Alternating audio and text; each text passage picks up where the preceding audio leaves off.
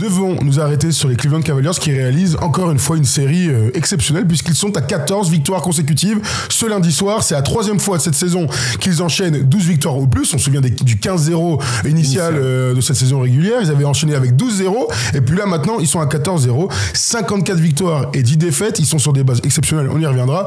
Hier, surtout, ils ont affronté une équipe que, comme on sent, l'une des concurrents de la conférence Est, les Milwaukee Bucks, ils les ont détruits. Ça a été un gros match. Ouais, ça a été un très bon match de basket face à une bonne équipe des Bucks. Et j'ai simplement vu une équipe à l'extérieur, donc les Cleveland Cavaliers, venir chez les Bucks, leur rouler dessus tout simplement dans un match ultra contrôlé. Ils ont mené quasiment toute la totalité du match. Il y a eu quelques petits rapprochés des Bucks, mais la maîtrise, le contrôle, la gestion des moments un petit peu faible de cette équipe-là, le casting pour savoir qui fait quoi à quel moment, la profondeur de banc, le coaching, les hommes pour défendre sur les hommes forts en face.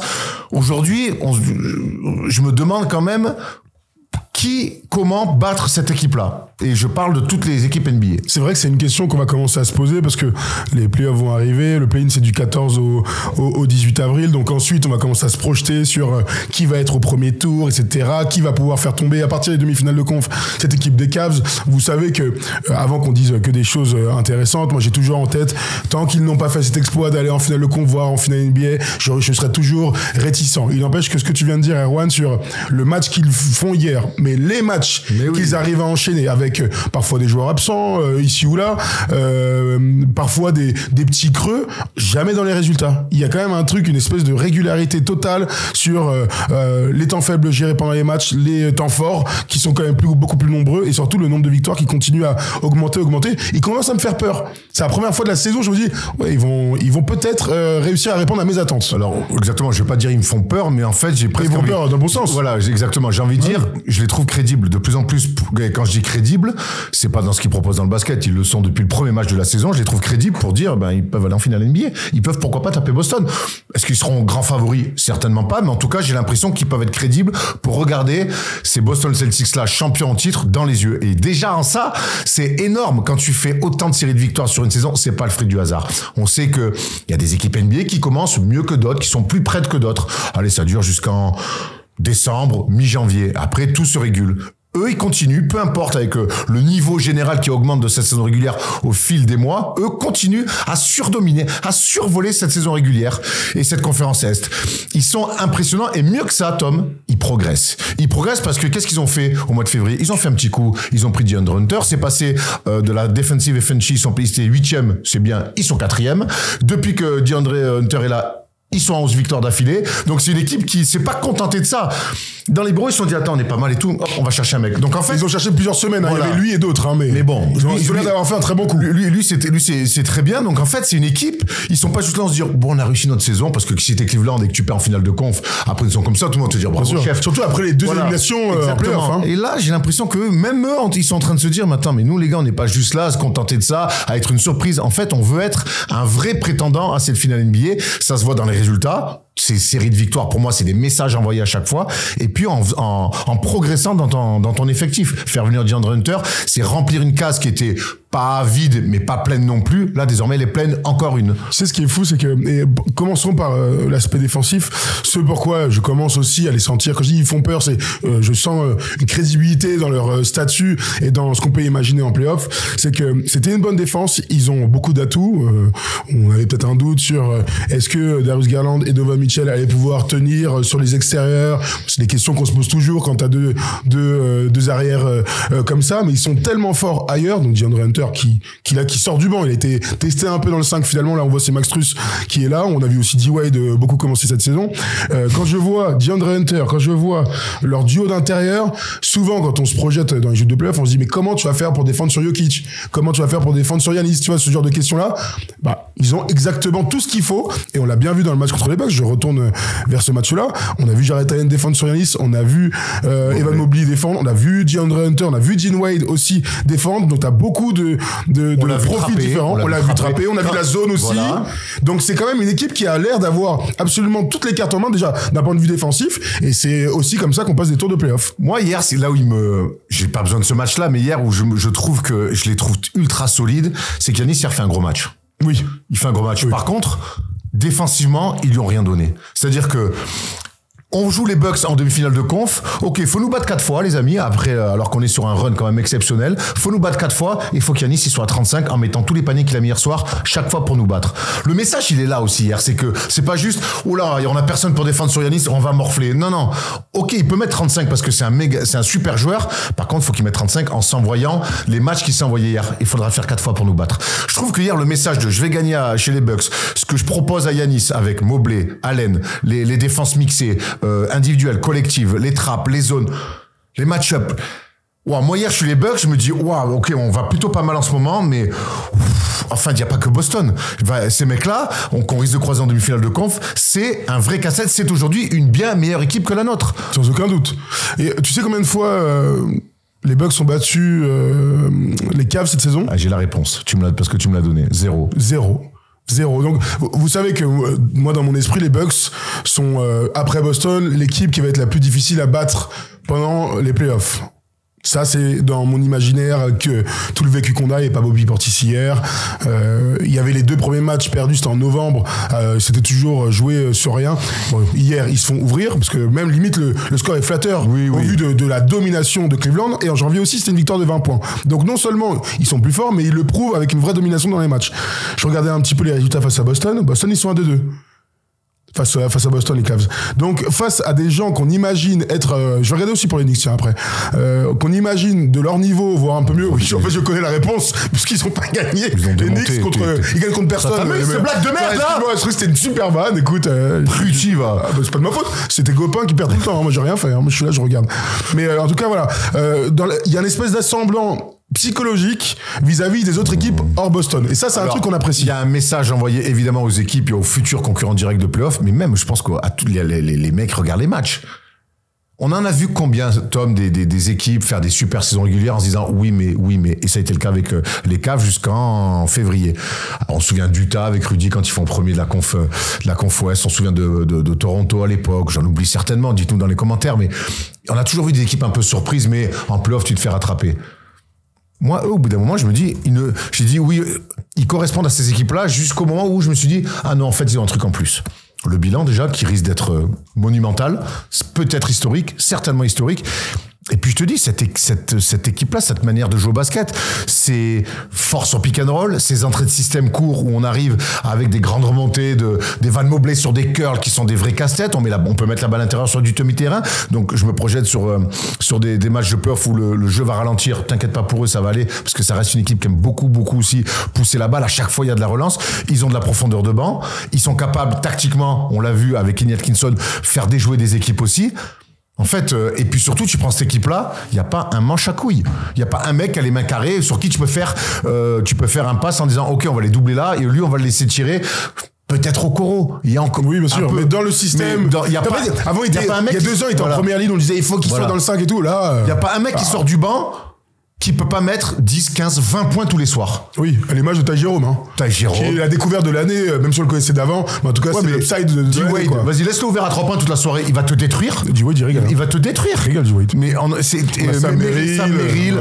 Et gros, tout, si tu fais des impasses sur des mecs, ils vont te détruire. Et j'ai une stat qui est intéressante parce que c'est collectivement, mais il y a un mec sur qui on est tombé à juste titre.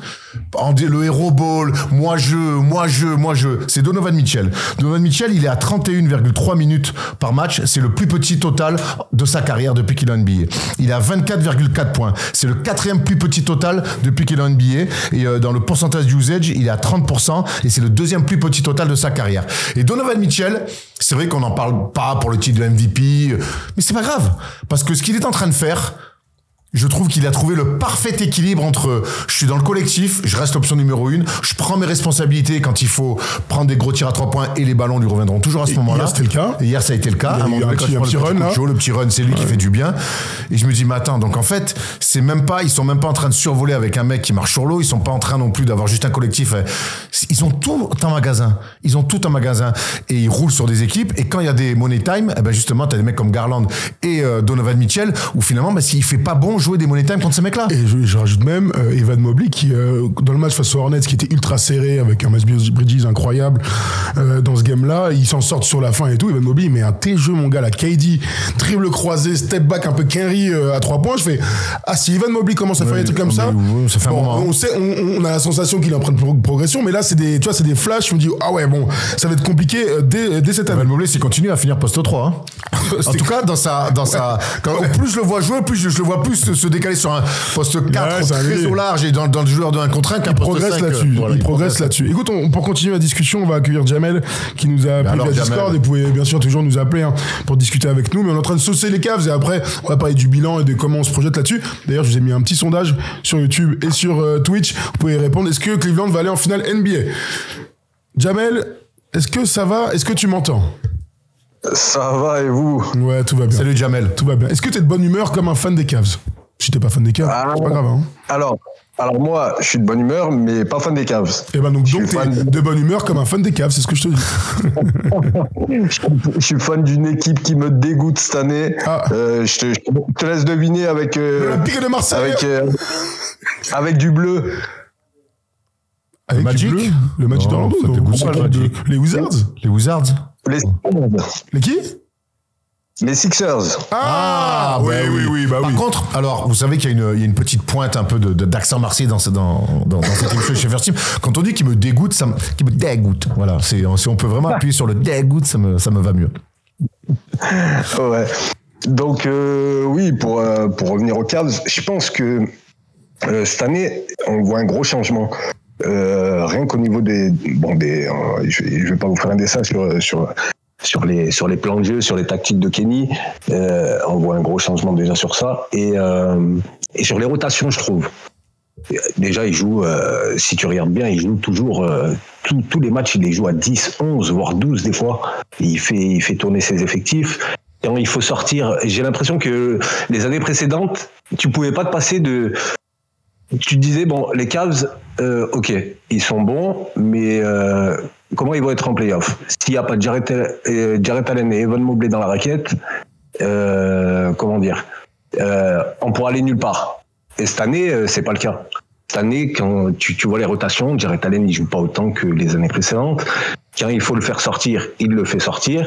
Evan Mobley, pareil. Je sais pas, je trouve qu'il y a du changement. Et puis Donovan Mitchell, voilà, c'est le jour et la nuit avec ce qu'il était à Utah, moi je trouve. Ça, c'est la grande victoire, je pense, de Kenny Atkinson. Il y a pas si longtemps que ça, Donovan Mitchell mettait, je crois que c'était l'année dernière. C'était à 27 l'année dernière. Il mettait 73 points, vous vous souvenez? Il a mis 73 points dans un match face à Chicago. C'était. Ça a 2 ans, non? Son première année, je pense. On se souvient de ses excès du côté du Jazz où il a clairement fait un petit peu exploser le projet parce que ce manque de confiance qu'il avait en ses coéquipiers, cette volonté tout le temps dès que ça allait pas dans le sens de son équipe, il était impatient dans le jeu, il voulait tout le temps sauver les meubles à lui tout seul. Pas simple. 71 points en janvier 2023. Il y a 2 ans. On se rend compte ce qu'il est devenu aujourd'hui, ce mec-là? Mais c'est pas normal, non? C'est toujours. On en revient toujours à un truc, les mecs, c'est que là, tu parles d'un gars qui a. En tout cas, j'avais des doutes, moi. On peut le saluer. Mais en fait, Donovan Mitchell, il a quel âge? Tu vois, et je reviens sur Anthony Edwards et tous les débats qu'on a. Il a 28 ans. Donc, trop souvent, et nous les premiers peut-être, ou les observateurs... Il a Donovan Mitchell, 28 ans. Non, mais Donovan Mitchell a 28 ans. Oui, d'accord, pas Anthony Edwards. Non, mais je vais rallier ça à ce qu'on dit d'Anthony Edwards. On en demande trop à des mecs qui arrivent en NBA pour tout arracher d'un point de vue individuel d'abord, et puis la gagne vient après. Quand t'as 23, 24 ans, en fait, les gars qui sont assez forts pour être très matures, avoir beaucoup de recul, etc., et ça existe très très peu, finalement. Donovan Mitchell, c'est un scoreur poste 2, comme on a vu plein, et tout à l'heure, dans le NBA Classic Games, il y aura Iverson et Vince Carter, et ben, ces mecs-là arrivent à maturité à 26, 27, 28, d'autres même à 30 ans. Donc, en fait, le Donovan Mitchell qu'on voit, qui s'est installé à Cleveland, qui aurait pu partir, qui a prolongé, qui a l'air d'avoir une relation incroyable avec Kenny Atkinson, c'est juste une suite logique d'un gars qui a l'air apaisé quelque part, en fait. Ouais, mais donc un mec de 28 ans. Mais il ne pouvait pas l'être à 24. T'as raison, mais pour moi, c'est comme si c'était... t'étais sûr que ça allait arriver, il faut tomber dans le bon projet, il faut tomber sur le bon coach. Moi, je pense que voilà, c'est surtout ça. Il aurait pu tomber dans un projet de merde, continuer à mettre des 35 points par match, à vouloir dire, moi, je vais être meilleur scoreur, à cocher des cases dans son contrat. Là, je trouve que le projet Cleveland, l'arrivée de Kenny Atkinson aussi, parce que ne serait-ce que l'année dernière, il est pas comme ça, Donovan Mitchell. Donc, c'est pas que l'âge. En un an, il est pas non plus passé du tout au tout parce qu'il a pris un an de plus sur sa carte d'identité. Il est aussi passé comme ça parce que je pense qu'on a su lui faire comprendre, lui faire croire, et en lui disant, mec, si, regarde, t'as l'équipe, là, t'as peut-être la meilleure équipe de toute ta carrière, tu en es le leader, et tu peux peut-être découvrir les finales NBA pour la première fois de ta carrière. Je pense pas que ça, c'est pas une chose qui arrive un peu naturellement, c'est-à-dire... avec les résultats. Difficile, non mais bien sûr, mais difficile d'imaginer ce qui a été dit à intersaison. Ça se trouve que c'est exactement ce qu'a promis Kenny Atkinson, mais quand t'arrives dans une saison et que tu fais 15-0, si un peu c'est la meilleure des manières, c'est la meilleure des manières. Si un peu de toi-même, justement, tu gagnes pas énormément en maturité sur. C'est peut-être comme ça qu'il faut qu'on joue pour gagner. Bon, à un moment donné, t'es irrécupérable, tu vois. Mais on en a déjà vu des irrécupérables. Mais plein. Mais de toute façon, entre la différence entre Zach LaVine et Donovan Mitchell sur le talent, on peut en discuter. Après, sur tout le reste, sur ce que tu dégages, les moments où tu t'élèves, le nombre de matchs joués, c'est aussi ça que tu vois la différence entre les deux. Ce qui est ouf, c'est que, en tout cas, on parle pas du tout de lui ou d'aucun joueur des Cavs pour le titre de MVP. Alors, parce qu'il y a deux ovnis, je veux dire, ils sont même pas, il y a personne qui est 3, 4, 5, 6, quoi. Non, mais ça s'explique. Jamel, peut-être que tu pourras nous l'expliquer aussi, mais ce qui nous saute à la gueule, même si on sait qu'ils ont des fortes individualités, ce qui nous saute au visage quand on regarde jouer les Cavs, c'est cette force collective des deux côtés du terrain. C'est ça, c'est le collectif, en fait. Mais, là où je suis pas d'accord avec toi, Tom, c'est que, tu vois, je pense pas que ça arrive naturellement, en fait, ce qui arrive à Donovan Mitchell. Je crois qu'il y a des coachs, ils sont capables de faire comprendre à ces stars, c'est-à-dire à ce genre de stars comme Donovan, comme Kawhi, comme James Harden. Il me fait penser un peu à Ty Lue. C'est le genre de coach qui est capable de faire passer des messages à des superstars et qui est capable, comme a dit Erwan, de leur faire comprendre que voilà, t'as pas besoin de marquer 35 points par match pour pour aller chercher une bague, en fait, hein. Parce que il y a un côté où je suis d'accord avec toi, Thomas, c'est que tant qu'ils n'auront pas fait au minimum une finale de conf, je serais pas rassuré. Mais parce que c'est normal. Mais non, mais on est tous un peu comme ça. Mais on avait fait une émission sur eux il y a 2 mois et demi, 3 mois, et moi j'étais complètement là-dessus. C'est la saison régulière, ils sont en avance sur tout le monde. Certes, ce qu'ils font, c'est très cool. Faire un 15-0 pour commencer la saison, super. Enchaîner avec une autre série de 12-0, très bien. Là, moi, j'en suis revenu un petit peu de ça quand même. Moi, j'ai la sensation qu'aujourd'hui, par rapport à des Celtics qui paraissaient intouchables il y a quelques mois de ça, dans la conférence Est notamment, je pense que aujourd'hui les Cavs peuvent affronter Boston yeux dans les yeux. Est-ce qu'ils seront favoris? Non, pour les raisons que vous venez d'évoquer. Mais aujourd'hui, si pour moi je donne une fenêtre aux Cavs face aux Celtics, c'est pas parce que les Celtics sont pas bons, c'est parce que les Cavs sont exceptionnels et que je trouve que les Cavs ont les armes, ont les réponses à beaucoup de choses que les Celtics peuvent leur proposer. Alors après, ça sera un duel incroyable. On a bien vu que, de toute façon, il faudra défensivement collectif, c'est bien, mais il faut aussi des mecs en bigne-à-bugne sur Jaylen Brown et Jason Tatum tous les soirs. Dans une série de playoffs, tu peux pas t'oublier un soir, sinon tu sais que tu perds. Donc il y aura plein d'ajustements à faire, plein de choix à faire, des duels directs à remporter. Et sachant que de l'autre côté, ils ont les mecs pour défendre sur Darius Garland et Donovan Mitchell. Exactement. Ils les ont les deux. Hein. Ouais, ils les ont. Non mais tu vois, ils les ont. Et même sur. En fait, l'équipe elle est parfaitement construite pour les battre. Après, tu vois le duel intérieur, on va voir. Est-ce que Porzingis sera là? Est-ce qu'il sera à 100%? Parce qu'à Ford, qu'on adore, avec qui on a fait une palette fantastique et qui nous a rendu hommage le match d'après, on était encore une fois exceptionnel. Si Ford il est tout seul à l'intérieur, mal tempo quand même. Il va falloir, on aime bien ce que fait Cornet, on aime bien ce que font les Celtics, mais là-dessus, il va falloir quand même qu'ils soient aussi au complet, parce que le secteur intérieur des Cavs est certainement l'un des meilleurs de NBA à l'heure actuelle. On continue à se projeter sur les éventuelles finales NBA. On va regarder les codes chez Winamax, parce qu'on allait vous chercher qui sont les favoris aujourd'hui du titre en NBA. Et regardez, les Boston Celtics sont les grands favoris, avec le Thunder de 83, et les Cavs continuent à grappiller un peu. Ils sont cotés à 7 devant les Lakers qui ont grimpé de ouf, et les Nuggets qui sont eux à 15, mais ça montre bien que les Cavs sont de plus en plus crédibles, même s'il y a un petit écart. Finalement, on sent bien que c'est la troisième force théorique aujourd'hui dans cette NBA. Avant d'enchaîner vite fait, comme toujours, si tu veux nous rejoindre, ça se passe avec le code FT10, et puis surtout ça se passe comme ça. Tu le sais, nous sommes soutenus par Winamax, donc viens jouer avec nous sur tes sports préférés. Si tu aimes le basket américain et même tous les autres baskets, eh bien ça se passe chez les copains de Winamax. En collaboration avec Wina, nous avons cette offre de bienvenue avec le code FT10 et le lien en description. Lors de ton premier dépôt, tu es automatiquement remboursé jusqu'à hauteur de 100 € et on t'ajoute même 10 balles en bonus. Important, le jeu est strictement interdit aux mineurs et peut comporter des risques, donc on ne joue que des sommes que nous sommes prêts à perdre. Pour continuer là, dans cette question de est-ce qu'ils sont crédibles pour aller en finale NBA, donc vous avez répondu à 56% oui, j'y crois, les Cavs vont aller en finale NBA, et sur Twitch vous avez répondu pour le coup à 58% non, battu avant, donc voilà, ça diffère toujours un petit peu. Pour aller en finale NBA, faut défendre, on appelle la défense, mais faut aussi être très bon en attaque, c'est ce qu'ont montré l'année dernière les Cavs, ce qu'ont montré aussi ceux les champions précédents, c'était les Nuggets. À un moment donné, faut pouvoir, d'ailleurs les Warriors la saison qui précédait aussi. Quelques stats sur leur saison qui est, de toute façon, qui est magnifique, hein, sans aucun doute. Les Cavs sont aujourd'hui, donc la première équipe au rating en attaque, ils sont à 122 points par match, ce qui est en fait historique, hein, tout simplement. Ils sont l'équipe qui court, la 6e équipe qui court le plus, donc 6e au pace, mais c'est la 3e équipe qui perd le moins de ballons. Si c'est pas une preuve d'une équipe qui joue parfaitement au ballon, courir, pas perdre de ballon, Aaron, c'est ce qu'on kiffe. Hein. Mais ils le font bien, ils le maîtrisent, ils font des choses basiques et ils maîtrisent les basiques. Je le vois là, il y a une action hier soir, face aux Bucks où je me suis dit, ok, en fait, ils maîtrisent ces basiques, ces espèces de manières que les arrières de tout le temps vouloir pousser la balle. Première passe dans l'aile, très rapide toujours. Les grands qui courent, ils sont très véloces, Jarrett Allen, ils sont chiants. Donc, ballon dans l'aile, le grand qui court, boum. Et à un moment donné, c'est, comme il s'appelle, Max Strus qui fait une passe à terre pour Jarrett Allen. Il y a une faute derrière. Elle est très belle, mais ça, c'est des 50-0, tu sais, que tu répètes. Ils font tout ce qui fait mal à une équipe.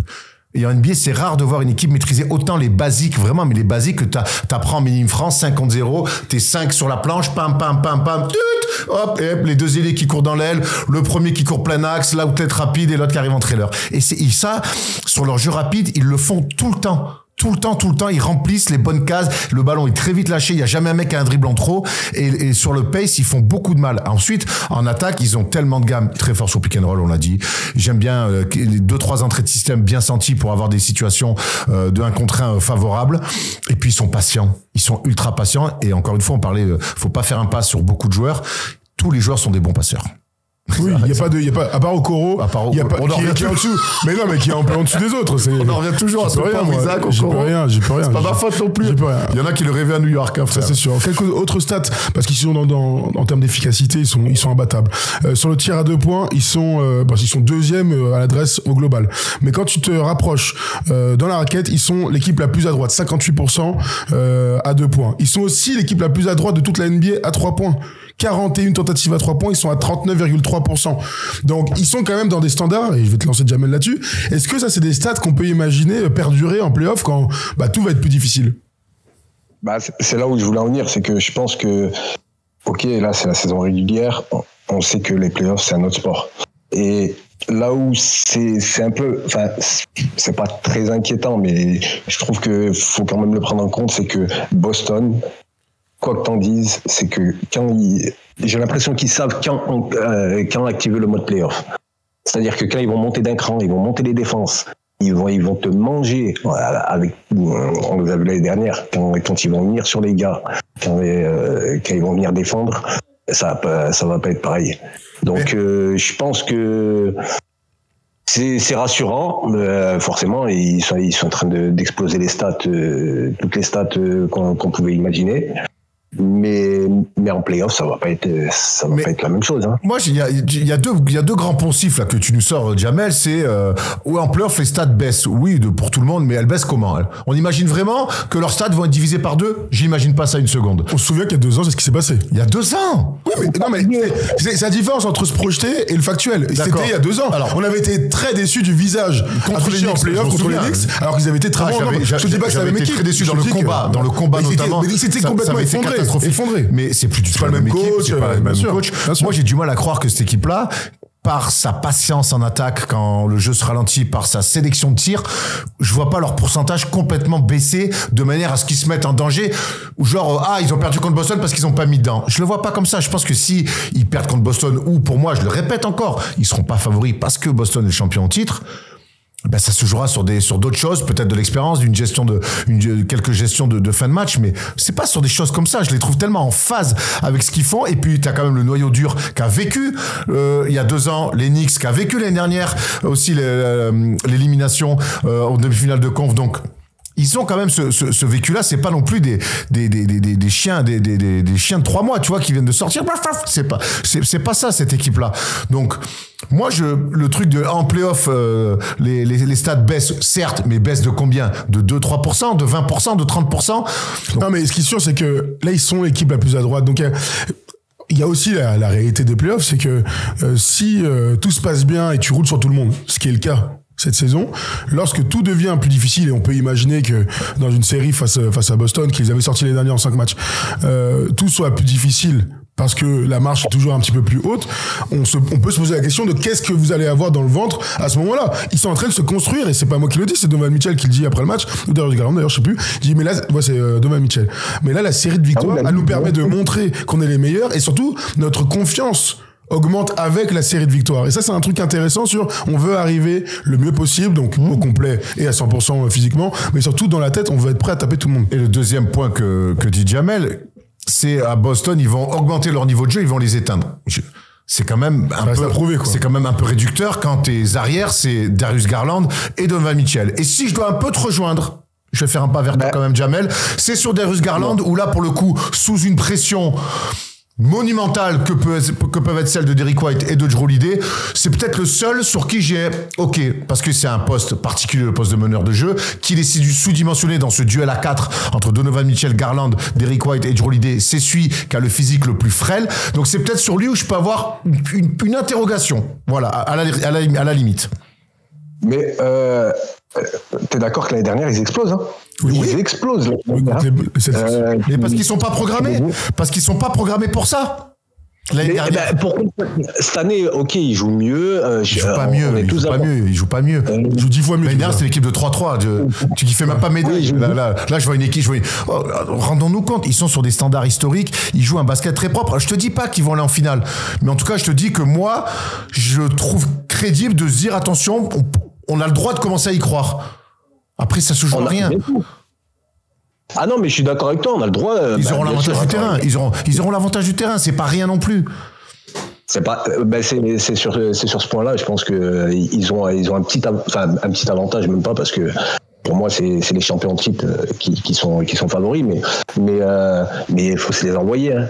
Là, quand ils vont activer le mock playoff, vraiment, Jaylen Brown, Jrue en défense, Derrick White, avec une petite rotation d'Alorford qui a éteint Joel Embiid, on s'en rappelle. Faut se les envoyer, hein. Pitbull, Rottweiler et Doug Argentin. Non, mais là, si tu me sors Alorford qui a éteint Embiid, c'était il y a 4 ans. Je peux dire, Alorford, il a éteint Greg Oden aussi en finale universitaire avec Florida. Ce qui est sûr, c'est que personne n'a doute sur le fait que les Celtics va actionner le bouton playoff, et on l'a vu contre les Lakers. Ils sont déjà, il y a plus de questionable, de machin. On est là, on joue et on vient pour tabasser les Lakers. Porzingis qui non, mais Porzingis c'est out. Non, mais il est out pour le coup. Toujours. Mais je veux dire, tous ceux qui étaient, on sait pas s'ils vont jouer, ils ont joué, et les Celtics ont fait un énorme match face aux Lakers parce qu'ils savaient qu'ils étaient ultra attendus. On est tous persuadés que les Celtics seront à leur niveau, au complet ou non d'ailleurs, mais au plus haut niveau possible pour exploiter leur potentiel. Encore une fois, les Cavs, on va devoir attendre confirmation de ce niveau dans les moments les plus importants. C'est pas dire que si j'étais pas fan des Cavs, je serais pas enflammé. On est là enflammé comme un on est là pour essayer de se projeter un peu. Je sens que Jamel et toi, vous êtes des gens de fact, et tant mieux, il en faut. Moi, je me dis, est-ce que Boston, finale de conf, Boston, Cavs, avantage du terrain Cavs. Est-ce que Boston est favori? Oui. Est-ce qu'il y a 2 mondes d'écart entre ces équipes, comme on pouvait l'imaginer en début de saison, où il y a encore 3 mois? Certainement pas. Est-ce que les Cavs peuvent avoir une fenêtre avec l'avantage du terrain si tu prends le premier, le deuxième et que tu mets un peu de pression? Oui, on sait combien de séries de playoffs on a vu se jouer sur 2 money time bien ou mal gérés selon les équipes.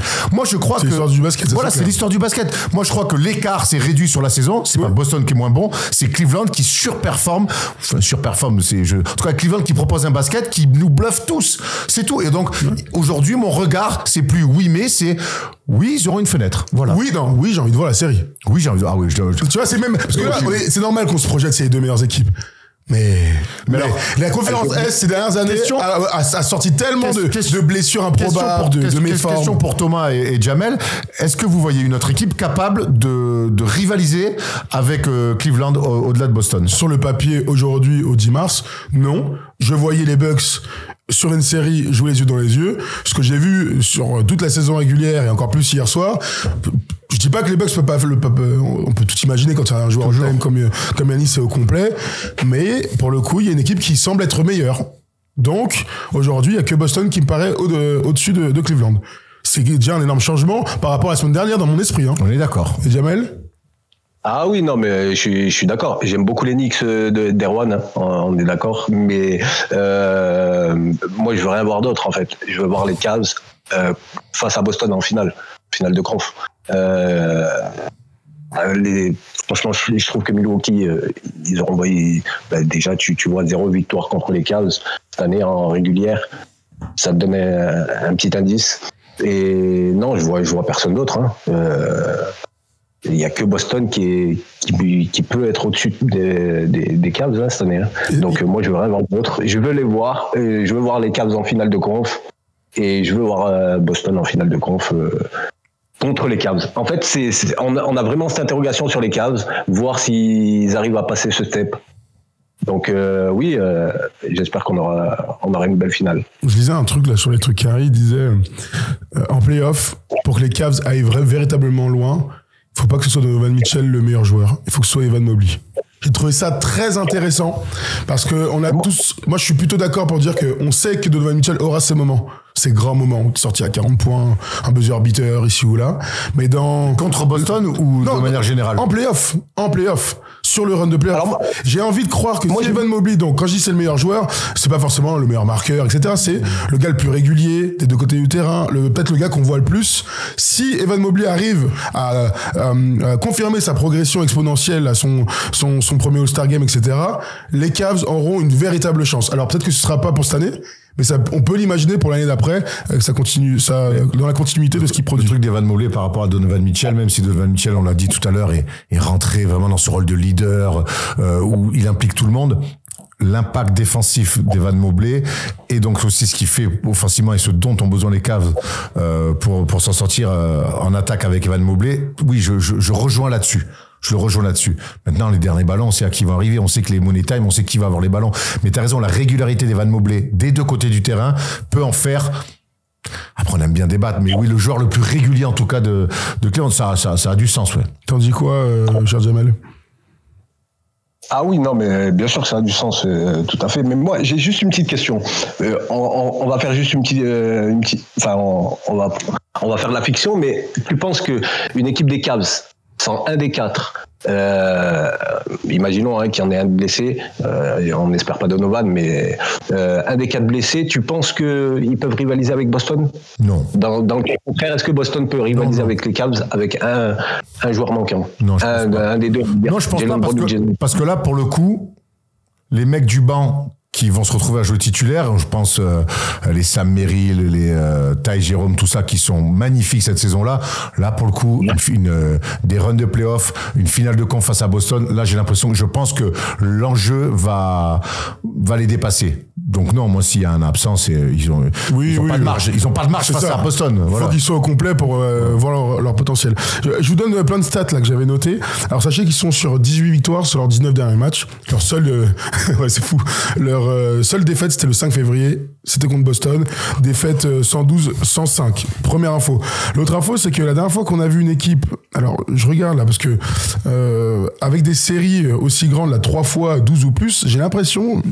J'espère que je dis pas de bêtises, parce qu'entre temps, il y a quand même eu les Bulls 95-96 et les Warriors 2015-2016.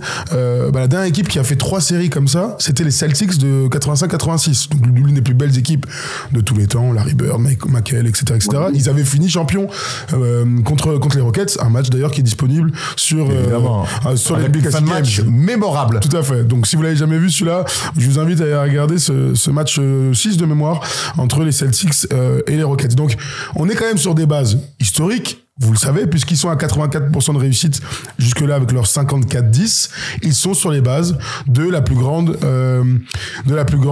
saison régulière de l'histoire des Cavs. La plus grande saison jusque-là, c'est 66 victoires avec LeBron 2008-2009. Mais ils sont surtout sur les bases de la 3e meilleure marque de l'histoire, donc 69 victoires. Les Warriors sont à 73, les Bulls 62. Mieux que les Lakers de 72. Non, c'est 69 après. 73, 9, 72, 10, et ensuite c'est 69. Personne n'a fait 71. D'accord, mais c'est les Lakers de 72. Ils sont plusieurs. Ouais. Attends, j'ai le truc là, je vais te dire ça. Alors, tout de 62, suite. C'est les Lakers 69, de 72. Vous avez 69, vous avez les Lakers de 72 et les Bulls de 97. Et ensuite, à 68, les Bulls, on l'a presque 70 et 69. Et après, vous avez les Sixers de 67 et les Celtics de 73 qui font 68 victoires. Donc ça vous place à quel point le pace là des Celtics et du Thunder, hein. Ils ont eu une seule défaite en plus par rapport aux Cavs. C'est une saison totalement historique qu'on est en train de vivre avec deux équipes qui se tirent la bourre comme on n'a jamais vu, hein. Moi je trouve ça très cool. Mais bien sûr que ça allait, t'as raison. Très cool. Quand je vois le match des Cavs face aux Bucks, le jus, l'énergie, le basket proposé, quand je vois les OKC face à Denver, d'ailleurs il y a un nouveau match ce soir, il y a pas Aaron Gordon et ça m'enquiquine un peu. Et Jokic est questionable, hein. Il a mal au coude. Ce soir je sais pas ce que ça va valoir. Ce match-là, mais en tout cas, c'est kiffant de voir des nouveaux visages, des nouvelles équipes comme ça, qui sont pas en plus sur des gros marchés. Donc c'est vraiment, moi je kiffe voir ces deux équipes-là être numéro 1 de leur conférence. Pour terminer, tu peux y répondre aussi, Jamel, vous nous dites dans le chat, pas de MVP, on l'a dit tout à l'heure dans cette équipe. En revanche, est-ce que Kenny Atkinson est votre coach de l'année? Jamel Erwan? Oui. Pour moi. Pour moi, c'est clairement oui. C'est clairement le coach de l'année. Marc Desmond, l'année dernière, en plus, ça joue. Là, le fait que ce soit un nouveau coach qui arrive, tu fais péter le score. Il avait déjà été avec Steve Kerr, non? Coach de l'année, il a jamais avec les Nets. Avec les Nets. Je vais vérifier. Il avait envoyé les Nets en playoff. Alors, au-delà, je vais regarder si vous voulez pour Kenny Atkinson, mais ça me fait surtout penser à l'arrivée de Steve Kerr aux Warriors, hein, où il y a un gars qui arrive et l'équipe, elle grimpe d'un niveau. C'est tombé, c'était son assistant. Et en plus, c'était son assistant, t'as raison. Bon, admettons Kenny Atkinson, coach de l'année. Oui. Pas de MVP, je disais. Est-ce que Evan Mobley va avoir le défenseur de l'année? On en a parlé dans une vidéo il y a 2 semaines, mais dis-moi, Jamel. Défenseur de l'année, Evan, j'ai envie de te dire, il reste pas grand monde en fait. Hein. T'enlèves Victor, t'enlèves Anthony Davis. il est franchement, il n'y aurait pas de scandale à ce qu'il est. Hein. Moi, je m'étais prononcé sur Lou Dort. J'aime bien aussi le fait de récompenser les autres aussi de la conférence Ouest, même si c'est pas l'angle de la vidéo. Mais oui, Evan Mobley, Lou Dort, oui, Evan Mobley, il sera dans le coup, forcément. C'était Jaren Jackson Jr., le 3e, hein, grand favori pour ça. Moi, j'avais dit Evan Mobley, je pense qu'il a fait une razzia type Sixers 2001. On a vu Kevin Razia, la famille, bien sûr, qu'on embrasse. Là, en ce moment, vous avez vu, il y a la hype, Ty Jerome pour le 6e, même, hein. Il y a une hype en ce mon gars. Après, quand t'as Jérôme, je croyais que c'était un meneur un peu sobre comme ça. Non, en fait, c'est un gars exceptionnel. C'est ce qu'il était, Tom. On l'a vu jouer aux Warriors. Moi, je l'avais vu jouer avec les Warriors. Oui. C'est ce qu'il était, quoi. Bah oui. Et là, il y a un mec qui souffrait sur les montées de balles, qui souffrait sur tous les duels dès qu'il prenait des pressions. Exceptionnel, le mec. Il a des coups de chaud, mon gars. De la Néred, gros. C'est de la Néred de fou et de peau, hein. De la Ah, ok. Ouais, on dit pas n'importe sacrilège. Attends, hier, tu sais que j'ai fait tous les joueurs de l'Asvel ayant marqué 3500 points ou plus parce qu'Edwin Jackson est rentré dans ce truc-là. Il y avait de la Néred. Ah, évidemment, je m'étonne. Évidemment, la famille. Il y en avait d'autres. Qui ça? Ronnie Smith? Non. Alain Gilles? Alain Gilles, oui, bien sûr. Alain Digbeu? Non. Ah non, il est parti. C'est intéressant, ça. Vas-y, ça, c'est mes jeux, ça. Alors, vas-y, je te donne le 15. Ali Traoré? Non. Damn. Putain, attends. Bah, bref, allez, on s'en fera un quiz. Je te les donne comme ça, vite fait. Attends, je les récupère. Tu me niques un jeu comme ça? Willy Redden. Willy Redden, ouais. Bien sûr, champion d'Europe avec Limoges. Tout à fait. Et donc Alain Gilles et 2 coéquipiers actuels. Eh oui. Actuel, Charles Cahudi et David Laïti. Et voilà, classique. Voilà, on s'en régale. Oui, je sais pas pourquoi on a dérivé sur la Svel. Mais c'est ça, Fersim. Oh là là. Je sais pourquoi on a dérivé sur la parce qu'on adore le basket. Voilà, merci. Voilà pourquoi. Alors du coup, Kenny Atkinson n'a jamais gagné. Ok. Le coach de cause. Bon, voilà, en tout cas, on a fait le tour sur ces Cavs. On en reparlera, je pense, avant les playoffs pour se projeter sur qui sont nos favoris. Dans nos têtes, j'ai quand même l'impression que c'est plutôt bien établi, même si, je le disais tout à l'heure, depuis la 4e victoire cette saison des Cavs face aux Bucks, dans ma tête, je les vois clairement être passés dans le chapeau 2, si on voulait dire que les Celtics étaient tout seuls dans leur chapeau. Merci Jamel de nous avoir appelé. Merci Jamel, t'as régalé frérot, c'est quand tu veux. Ah ben merci à vous aussi les gars. Jamel, tu nous appelles d'où? Oui, dis-moi. Mais je te le dis à chaque fois, viens chez moi à Grenoble. Voilà, on est dans les petits accents comme ça vers le Stéphanois, l'ALUR, tout ça là. Voilà, j'entendais bien un petit roller d'accent comme ça. Tu payes un ticket restaurant. Ou alors ticket restaurant ou carte bleue. Carte bleue. Merci non. Jamel, Grenoble, frère gros, je mets pas un pied à Grenoble, je te dis direct. Il y a quand même mon cœur qui bat pour l'OM. Hein. Ah voilà, putain, mon cœur, il va craquer. Il va craquer mon cœur. C'est ça votre problème. Ça perd 0 contre l'un, ça fout la haine. Delaney Rudd, qui gère une salle de sport en Caroline du Nord, j'étais allé le voir, nous dit Nicolas. Ça, c'est de l'info tabzienne de First Team. On adore. Ça, c'est quand même incroyable. Ça, magnifique. Delaney Rudd, quel joueur. Bon voilà, allez, merci en tout cas à notre ami Jamel. Viens nous voir à Paris parce qu'on descendra jamais à Grenoble. Ouais, qui vit dans la cuvette, toujours, la cuvette à Grenoble, la famille. Voilà pour le tour de Cavs. Si vous voulez rajouter un truc, la dernière fois, on a terminé Grenoble comme ça. Il y a 2 mecs qui sont partis avec nous à New York. C'était des Grenoblois. C'était des mecs de Grenoble. Tu termines notre ville et tout. On a dû se battre avant le voyage, c'est pas cool. Heureusement, on a gagné. Comme trop souvent, malheureusement. Trop de bagarres et trop de victoires. On les salue, ils étaient adorables. C'est leur premier voyage. J'étais tout content. On les embrasse. Absolument. Voilà pour ce tour d'horizon de l'Ohio. Allez, Erwan, 4 villes de l'Ohio maintenant.